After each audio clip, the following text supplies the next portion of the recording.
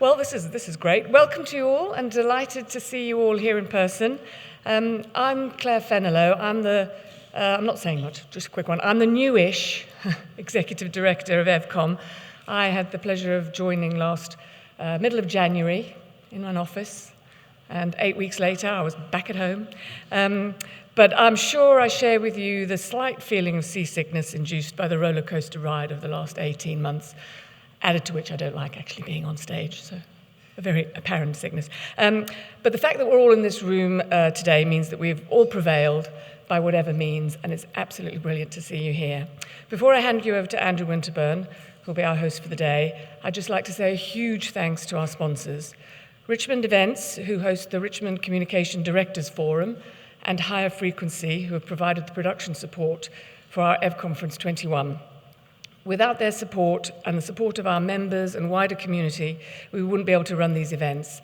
And the past 18 months without the support of our membership, who have been absolutely wonderful and supportive on so many levels, it has made what could have been a very difficult start in a job a lot easier than it might have been. So thank you all very much, and thank you very much for coming. EVCOM and I thank you from the bottom of our hearts, and I hope you enjoy the day, and if I get a bit huggy, just tell me to back off, but I'm a bit overexcited. So enjoy the day, and I hope I'll speak to you all at some point through the day. Thanks very much. Andrew. Claire. Good morning, everybody.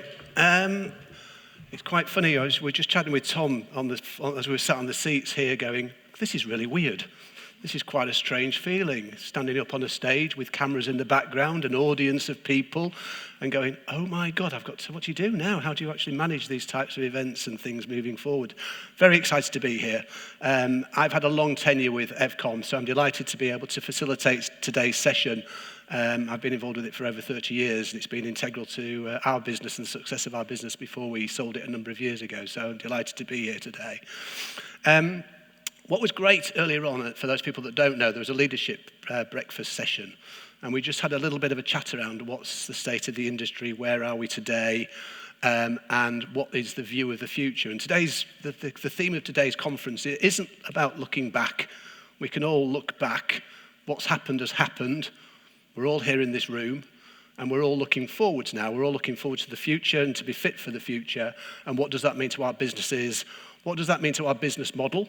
What do we need to do for the future to make sure that we're fit for the future and our business model is fit for the future as well? So hopefully today there's a number of presenters that we've got coming up on stage that will help you go on that journey, will help you start to think about what that means to you as you individually, as your business, but also to what does that mean to your clients as well. But some really great positives that came out of the breakfast session this morning, and they were very much around people are very optimistic about the future. There's certainly been a change in the industry, which Claire talked about a little bit earlier, but actually that change, people have gone through that evolution, and an evolution and revolution is part of the topic of conversation later on today as well. But more RFIs coming through, more opportunities coming through. So people are starting to feel a bit more confident about what the future holds. There's certainly some challenges there, which I'm sure will come out in conversations and discussions today. Recruitment is part of that, in finding the right talent, changes in procurement. Won't mention the Brexit word too much, but it is there and it's part of our lives now and how we move forward with Brexit in the future as well. But I think we've got a full packed programme for you today. It's quite short, quite punchy, only 30 minutes, 40-minute sessions. So you need to be quick and agile in terms of moving around, making sure you know what's going on. But what I want to do first off is just make sure that you've all signed up to the app. Please, can you do so? It'd be great to have people's profiles on the app, and you can use it as a networking tool. We're not using the app for any interactive voting or anything like that. It is purely a networking tool and to follow the agenda and just any notes that you might have, any information you need to find out that, as you go through the day.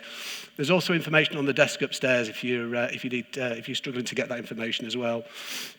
There's a few housekeeping notes as well.